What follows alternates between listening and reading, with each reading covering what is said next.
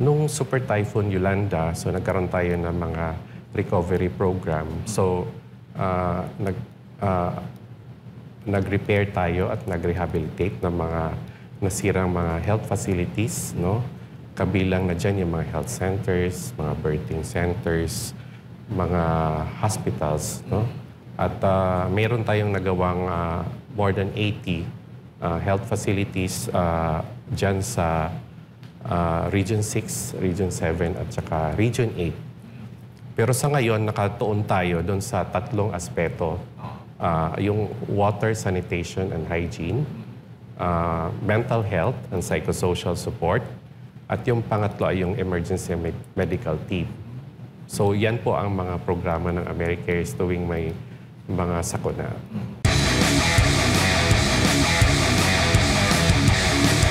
Una po sa lahat, ano ho ba itong AmeriCares Philippines? Itong AmeriCares Philippines ay isang non-profit organization which aims to improve health and save lives. Ano ba yung misyon? Ano ba itong vision ng AmeriCares Philippines, lalo na po dito sa Pilipinas? Ang ating vision is pathways to health and opportunity for all. So kasi we believe, number one, that health is essential. So importante talaga ang health. Hindi tayo makapagtrabaho kung hindi tayo healthy, hindi tayo punta sa school kung hindi tayo healthy. So yan ang pinaka-primary aim ng AmeriCares, to improve health and save lives. At ang ating mission is to help people and communities access health in times of disaster and everyday. Opo. Ang AmeriCares ho ba ay kailan ho ba ito naitatag at saan po ito unang naitatag po? So ang AmeriCares ay nag-umpisa noong 1975 nung nagkaroon ng Vietnam War. So ang ating founder na si Bob Macaulay ay isang philanthropist. So siya ay nahabag o naawa doon sa mga bata na caught in the crossfire sa giyera sa Vietnam. At meron tayong mga abandoned at saka orphan children na kailangang iligtas at dinala ng ating founder yung mga batang yon sa Amerika para magkaroon ng bagong buhay. So 1975, mula nung Vietnam War, lumaki na ang AmeriCares, no? Nagkaroon na ng mga iba-ibang mga programa. Pero nag-umpisa siya doon sa pamimigay ng gamot. So tuwing may malaking sakuna, pupunta yung AmeriCares, nagdadala siya ng mga gamot na mga donated ng iba-ibang mga companies na sumusuporta sa humanitarian work ng AmeriCares. Abaga, sa Amerika po ito, nagsimula pala una itong AmeriCares, Director, ano? Yeah, specifically doon sa Connecticut, United States of America. So yun yung home state ng AmeriCares. No? At ang founder niya ay doon din nakatira doon sa home state na Connecticut. Kailan lang ho itong AmeriCares na itatag din po dito sa Pilipinas? Nag-branch out po mula sa Amerika?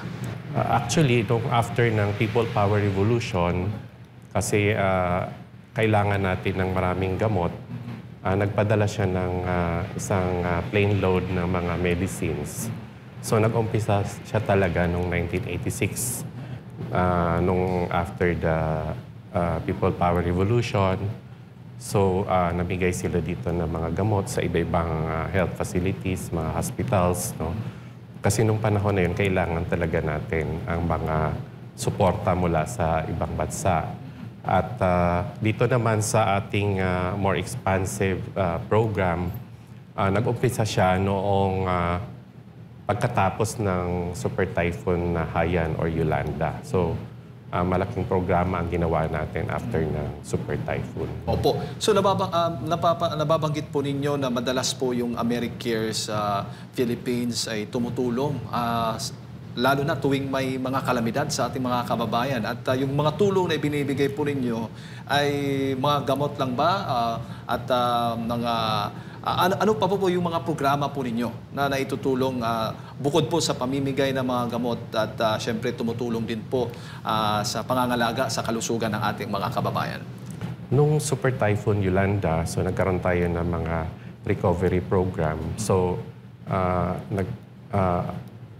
nag-repair tayo at nag-rehabilitate ng mga nasirang mga health facilities, no? Kabilang na dyan yung mga health centers, mga birthing centers, mga hospitals, no?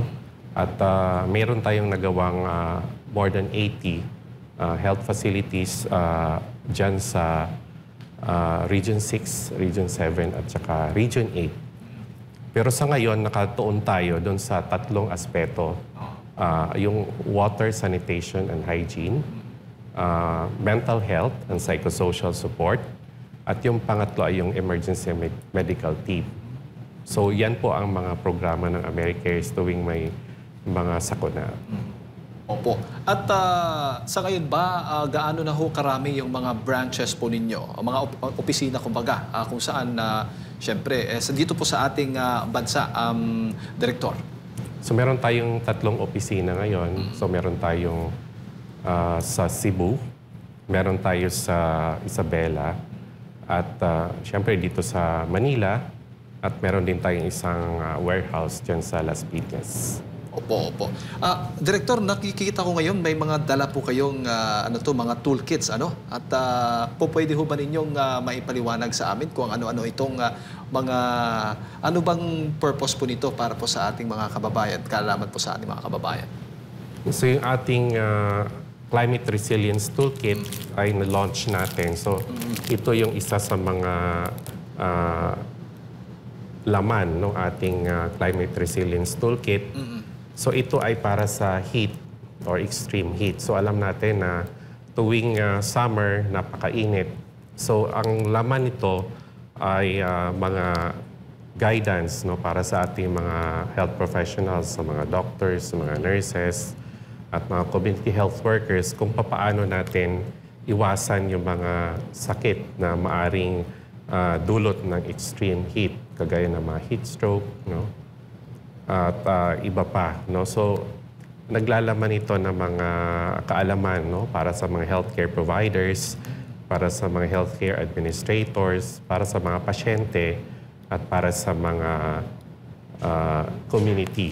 Nagsimula na bang distribution yan ngayon? So, kala-launch lang natin ito noong July 22, no?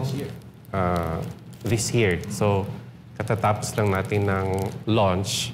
So, ito rin ay makikita doon sa ating website na pinakita, no? Kanina.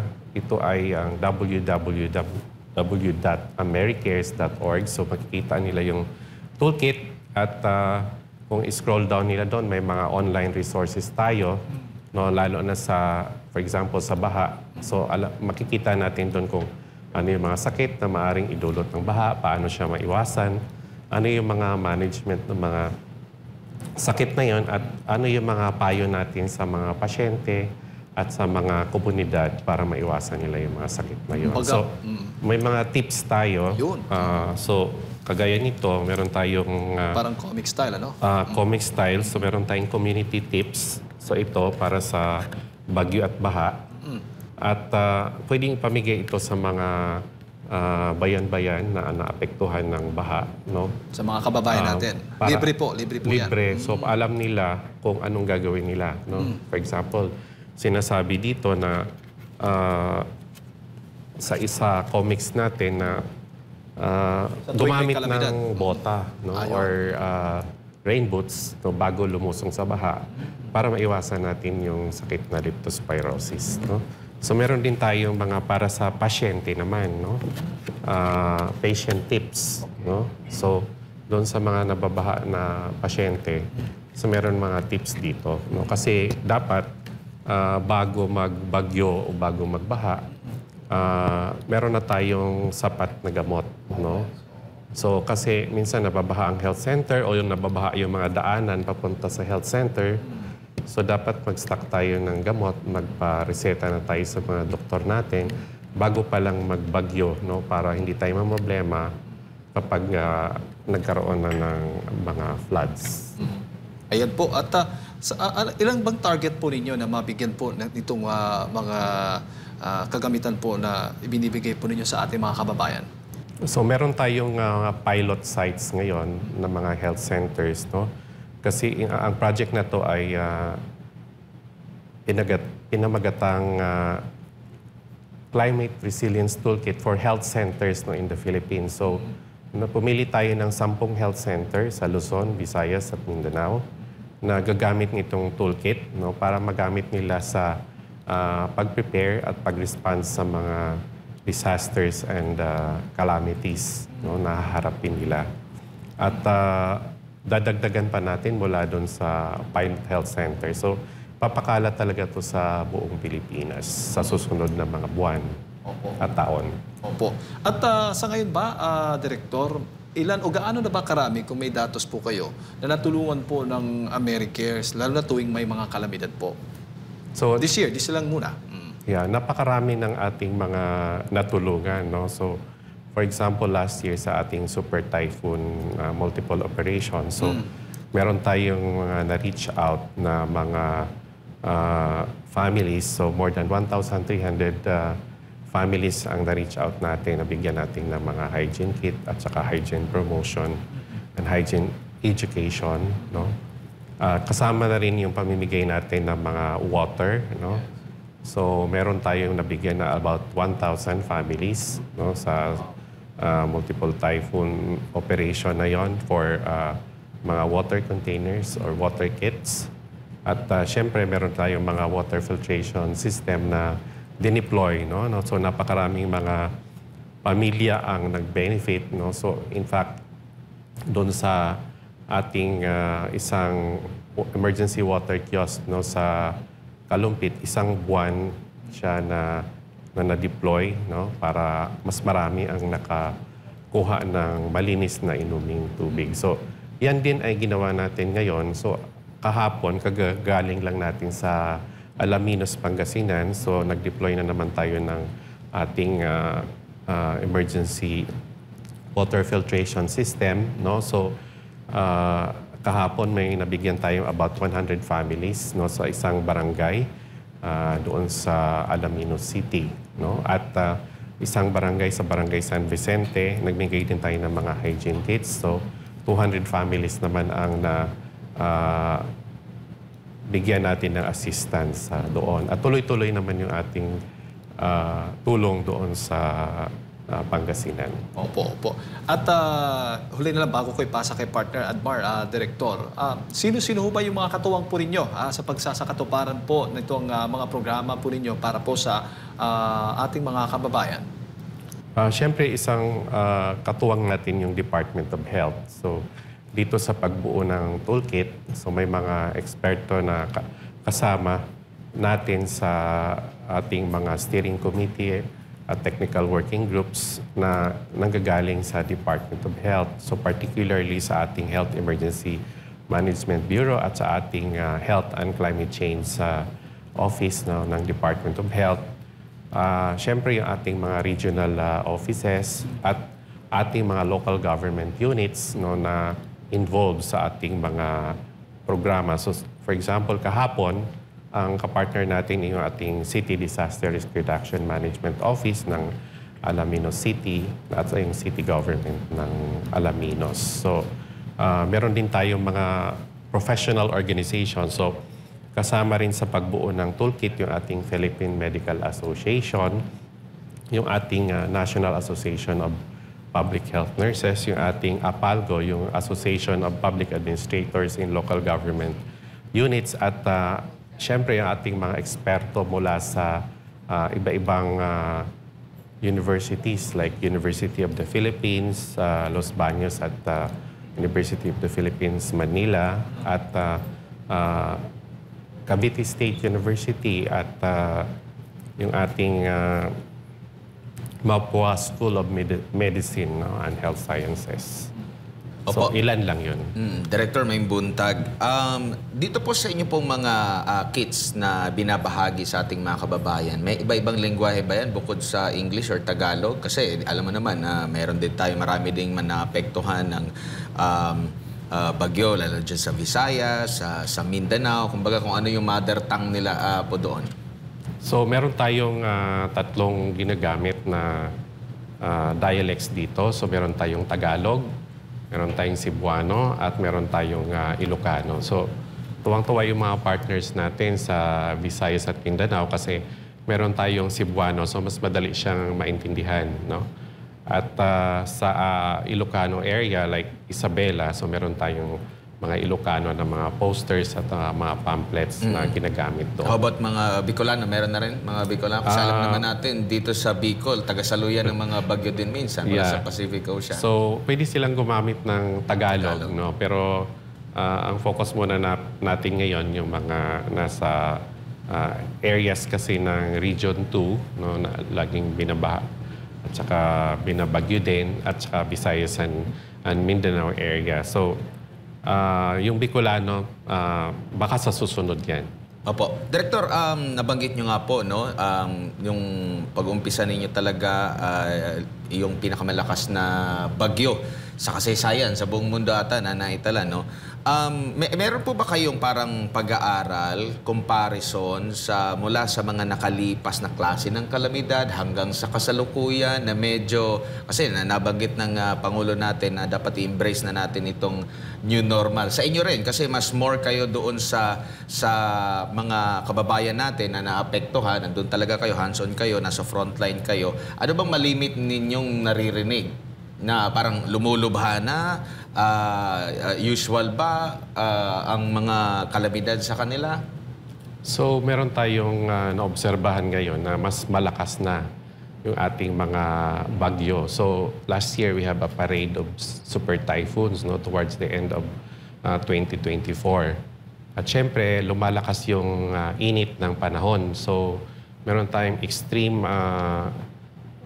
heat, especially during summer. So, maabot na tayo ng more than 40 degrees, no, sa ating heat index. So, kailangan na natin ng mga makabagong tools, no? So, kaya nabuo natin yung ating Climate Resilience Toolkit. Kasi dati naman, hindi naman marami ang nahi-heat stroke. Dati naman, hindi naman marami ang namamatay, no, sa mga may sakit. Kasi ang heat stroke, may epekto din siya doon sa may mga dati ng sakit kagaya ng hypertension. So yung iba nagkakaroon ng stroke, no? Dahil sa sobrang init ng panahon. So may mga ginagawa tayong mga hakbang, no, dito sa toolkit na sinishare din natin sa ating mga communities at saka mga patients na dapat halimbawa pag summer, lagi kang may dadadalang tubig. Kasi matindi na ang init ngayon, hindi kayang labanan natin, no, kung wala tayong tubig. At syempre, magkaroon tayo ng mga activities, no, doon sa panahon na hindi masyadong matindi ang init. So, for example, ngayon, yung ating mga pagbabakuna, ginagawa na sa umaga, no, sa umagang-maga.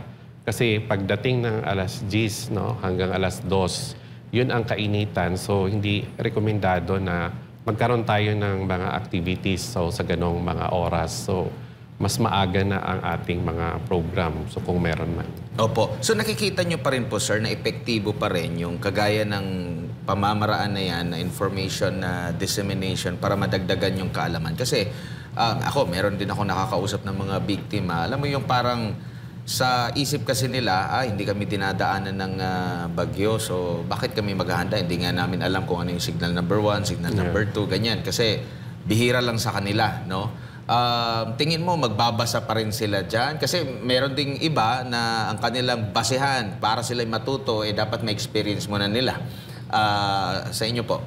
Yeah, so, ang bagyo ngayon, minsan yung dating hindi dinadaanan na rin. So, yan ang isang epekto ng climate change. So, dito sa project natin, yung mga health centers, binibigyan sila ng mga tools para magamit yon. So, while hindi lahat ng tao pumupunta sa health center, meron tayong mga health education and promotion activities na dapat ginagawa ng CDRRMO at saka ng ating, or yung mga DREAMOs natin sa buong Pilipinas.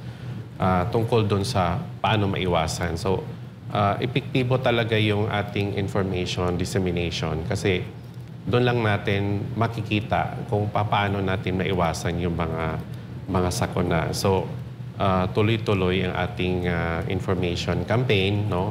So, mas lalo na ngayon na meron tayong mga tools like yung mga posters, meron tayong mga pamphlets about or community tips, no, tungkol sa mga baha. So, kailangan i-remind kasi natin na maya-maya din yung ating mga kababayan kasi minsan nakakalimutan. So, for example, ngayon na merong baha, so marami pa rin tayo nakikita na nagsiswimming sa baha, na mga bata or lumulusong sa baha na walang protective gears. So, napaka-importante nun kung gusto nating mapababa yung bilang ng mga, for example, yung leptospirosis at saka iba pang sakit. Director, ano ba yung common na hinaing ng ating mga kababayan na naapektuhan, lalo na yung mga nakakasalamuha po ninyo, common na hinaing nila talaga?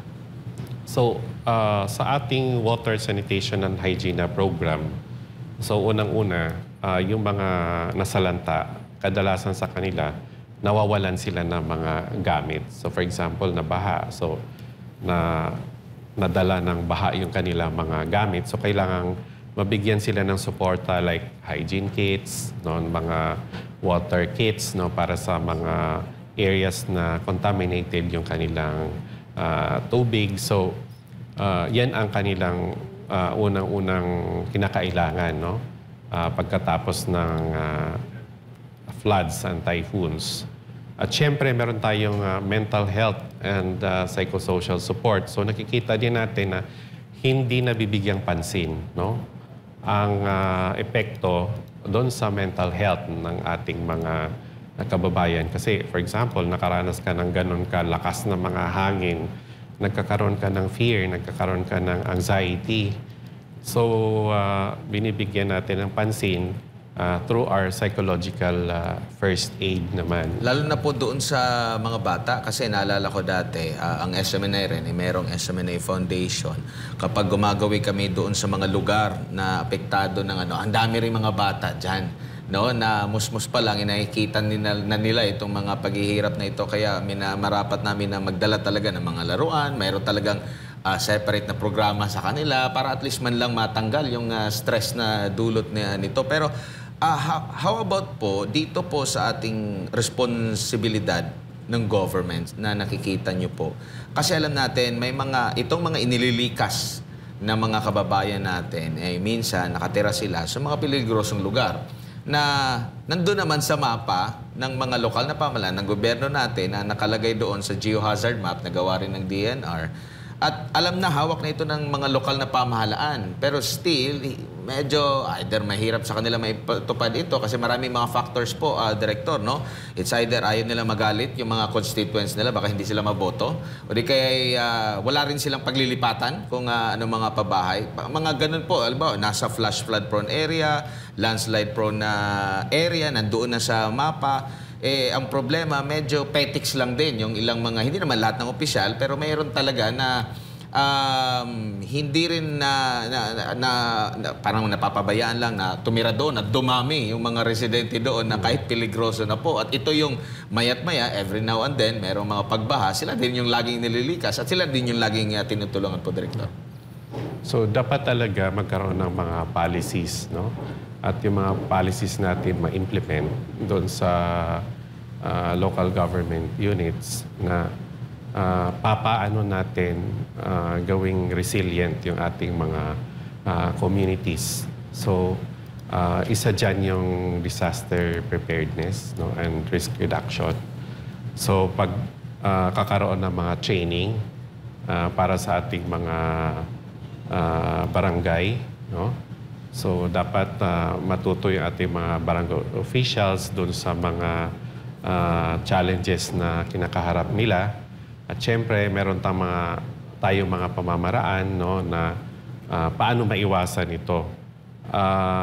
Yung policy, kailangang mas stronger at maging accountable yung ating mga officials, no, tungkol dito sa ating disaster preparedness and risk reduction na measures, no, para talagang masagawa natin yung mga dapat gawin, no, sa ating mga communities, lalong-lalo na doon sa pagdipat ng mga kabahayan.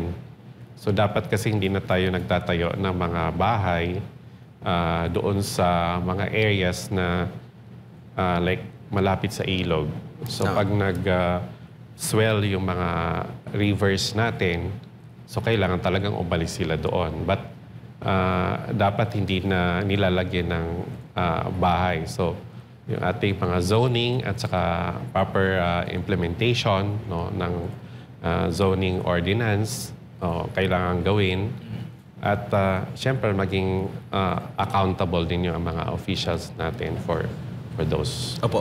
Sa inyo pong pag-aaral, kung meron bang po, Director, meron bang bansa na abot sa punto na, kasi halimbawa, ganyan, mga information, no, na binibigay, tinuturuan yung mga tao, paano yung mga dapat gawin, na abot sa punto na talagang super resilient na talaga sila, na kumbaga less na yung ating yung mentalidad nila na bago na rin sa pagpipili kung saan sila magtitirik ng kanilang bahay, disiplina sa kanilang pamilya. Kasi ngayon, kaya nga namamahagi pa tayo ng ganyan. Kasi medyo nakikita natin kulang pa rin sa kaalaman yung ating mga kababayan. Pero nakikita nyo rin po ba na abot sa punto na well-informed na yung ating mga kababayan? Lalo na dito sa Pilipinas. Kasi ang Pilipinas, malimit talaga tayo nagkakaroon ng kalamidad at malaking halaga ng pinsala ang every year ang nawawala sa atin.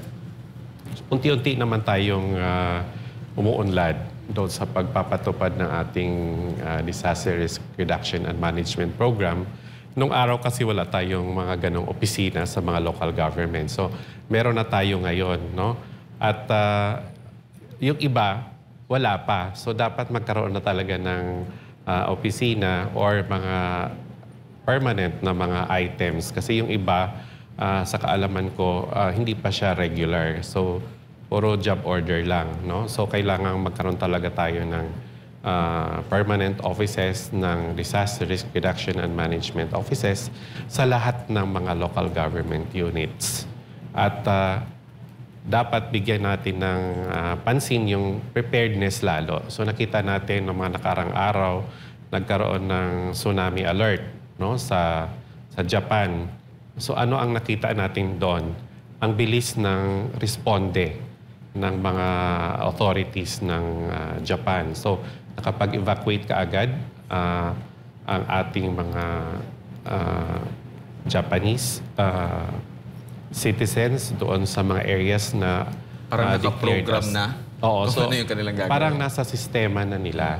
Kasi sa Japan, bata pa lang, tinitrain na sila kung ano ang gagawin mo. No? So kapag nakarinig ka na ng warning signals, so kapag meron ng tsunami alert, alam mo na kung saan ka pupunta. Pero meron na ba yan sa basic education natin? Hindi ko alam kung ano, kasi nung nag-aaral ako, wala akong ganyan narinig. Nalalaman mo na lang yan kung ikaw mahilig makinig sa mga balita. Actually, isa ako dun sa mga nag-involved, no, sa ating preparedness sa mga schools. So I was working before with another humanitarian organization.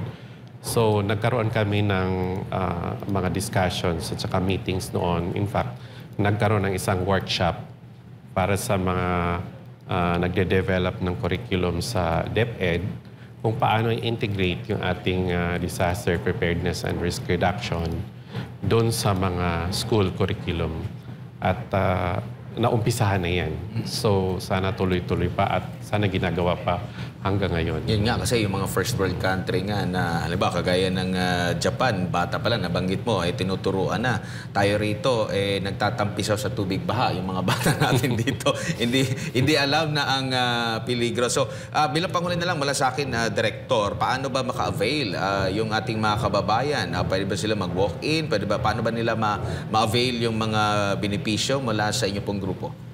So tayo nakikipagtulungan sa mga partners. So yung mga local government units at saka mga NGOs, mga foundations na katuwang natin So pwede silang makipag-ugnayan no, sa ating mga opisina sa Cebu, sa Isabela, sa ating mga staff na na-assign no, sa iba-ibang lugar at sumulat no, sa Americare sa Philippines. So meron tayong email. So kung may concern sila, sumulat lang sila sa philippines@americares.org. Alright. Siguro, Direktor, huling mensahe na lamang po ninyo para sa ating mga kababayan. Baka may mga hindi pa kami naitanong na dapat pong malaman ng ating mga kababayan ngayong umaga na ito bago lang po tayo magtapos. So sa ating mga kababayan, masasabi ko lang mag-ingat po tayo. Tuloy-tuloy pa yung ating habagat at yung ating mga bagyo. So panahon ngayon ng mga disaster. At tayo po ay may dapat na alamin no, tungkol sa paano natin mapaghandaan at paano tayo paano natin maiwasan yung mga sakit, no? So kailangan po ng participation natin sa lahat ng mga programa tungkol sa disaster preparedness and risk reduction. So tayo po ay maging alerto no, sa lahat ng panahon. In fact, meron kaming jingle ngayon para sa aming climate and disaster resilience na laging handa. So, always ready. Ayan. So, yan po ang ating mensahe sa lahat ng nanonood dito sa ating programa.